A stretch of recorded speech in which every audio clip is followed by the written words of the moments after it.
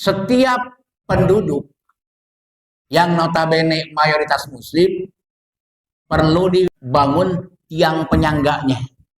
Sebelum tegak berdiri bangunan ini, maka diperlukan tiang penyangga. Kata Nabi, likulli syai'in imadun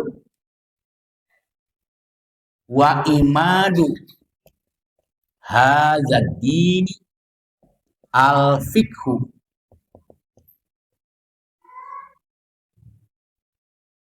Likulli syai'in imadun wa imadu hadzal-din al-fiqhu. Segala sesuatu memerlukan tiang, sebagaimana negara memerlukan peran wanita agar menjadi tiangnya. An-nisa'u imadul bilad. Sebagaimana komunitas, kelompok pengajian memerlukan tiang, yaitu tiang penopangnya adalah anggaran dana. Perlu finansial. Sok lamun kas kosong kemarin nyen program gitu kan. Nah, itu diperlukan perhatian khusus penyangganya itu.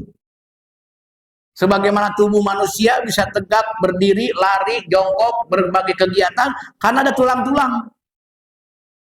Tulang kerangka, tulang inilah yang menjadi tiang penopang tubuh kita. Maka dalam kehidupan berislam diperlukan tiang. Tiang utama dalam berislam, baiknya keislaman seseorang, maka tiangnya adalah al-fiqhu. Ini tiangnya. Al-fiqhu apa? Pemahaman yang mendalam terhadap ilmu. Nah, itu fikih. Bukan kitab fikih, Adek. Bukan kitab fikih, tapi liyatafaqahu fiddin. Makanya kerja otak kita, kerja pikiran kita adalah liyatafaqahu fiddin. Mau memahami seluk-beluk din, yaitu Islam, secara mendalam. Jangan ya'lamuna zohirina.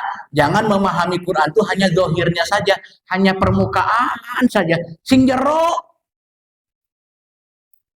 Sesuatu yang dalam pasti akan tumbuh kuat. Biji lamun dipelakkeun narada jero itu akan kuat berdiri pepohonannya itu. Nah kayak gitu. Tapi biji yang ditanam hanya di permukaan tanah jadi tumbuh tapi mudah sekali. Jadi kalau ingin kuat keislaman kita, sing jero memahaminya. Itu yang harus dipahami.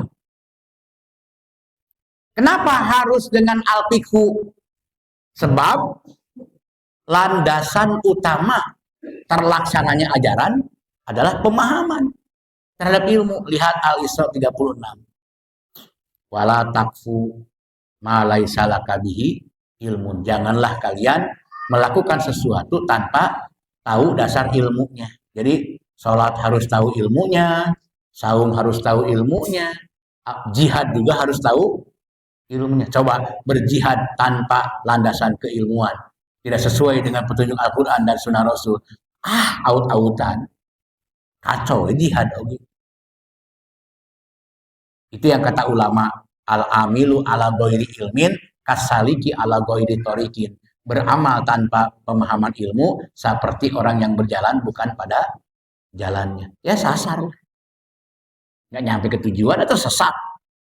Jadi ironis, umat Islam lidahnya mengucapkan ihdinas siratal mustaqim. Bimbing kami ke jalan yang lurus. Tapi masih banyak yang tersesat. Kumaha itu? Kenapa tersesat? Bi ghairi ilmin. Karena tanpa memahami ilmu. Makanya memahami Quran itu adalah tiang utama terlaksananya keislaman. Gitu ya. Sama yang lain juga. Dalam beramal, dalam berjihad tanpa ilmu nggak bisa. Masih ingat rumus-rumus yang saya sampaikan? Dari Quran melahirkan iman, dari iman melahirkan 4 turunan, kan gitu ya. Ya, ini rumus penting inti ya. Jadi dari Al-Quran turun iman. Sebagaimana tadi surat Yunus ayat 100. Wa makana linafsin antu mina ila bi'id.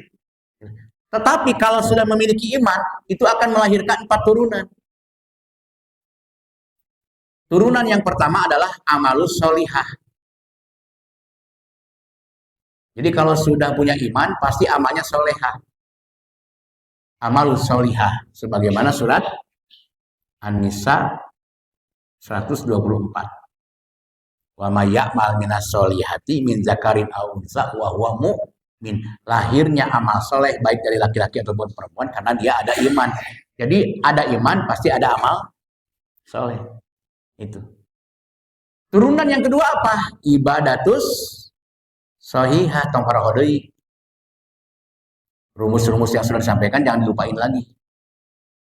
Jadi kalau ada iman pasti akan ada ibadatus sohihah. Seperti surat Al-Bayyinah. Al-Bayyinah surat 98 ya. 98 ayat 5. Wa ma umiru illa liya'budullaha mukhlishina lahuddin. Jadi kalau ada iman, pasti ada amal soleh, pasti ada ibadah sohihah. Yang dimaksud ibadah sohihah adalah tata cara peribadahan yang sesuai dengan petunjuk Al-Quran dan Sunnah Rasul.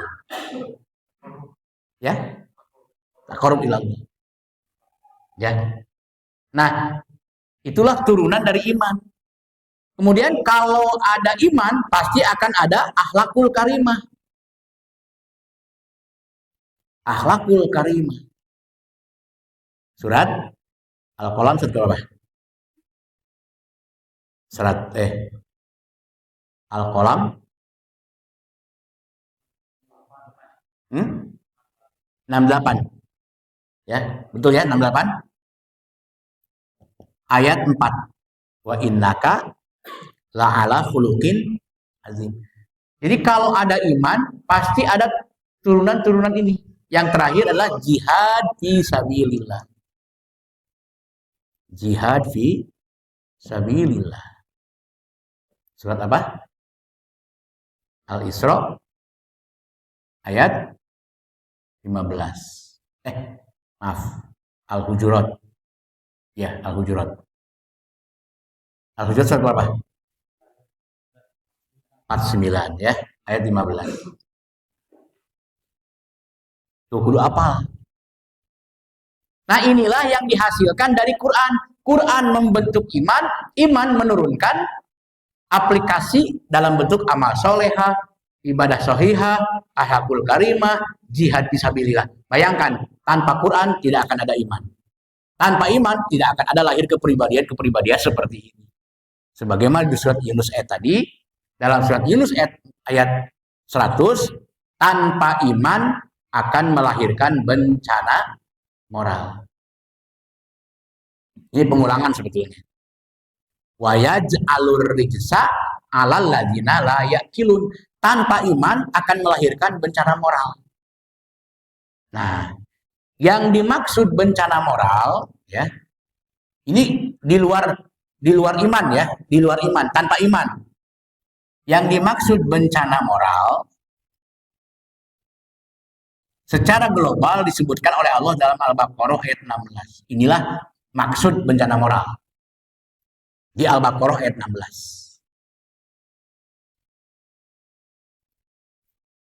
Ulaikal ladzina ishtarawud dolalata bil huda. Yaitu yang kemarin disampaikan, labsul haq bil batil, kerja setan itu. Ulaika alladzina ishtarawud dolalata, yaitu mereka orang-orang yang menukarkan benar jadi salah. Membulak-balik fakta kebenaran menjadi satu kesalahan, yang salah dibenarkan. Nah, ayat ini sama dengan hadis Nabi. Ya'ti 'alan nasi sanawatun khadda'atun yusaddaku fihal kazib wa yukazzabu fihas shadiq wa yu'tamanu fihal kha'in wa yukhawwanu fihal amin.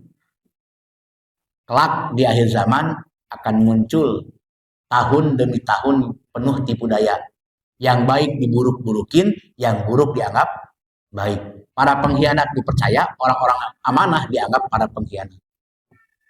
Dibalik-balik semua.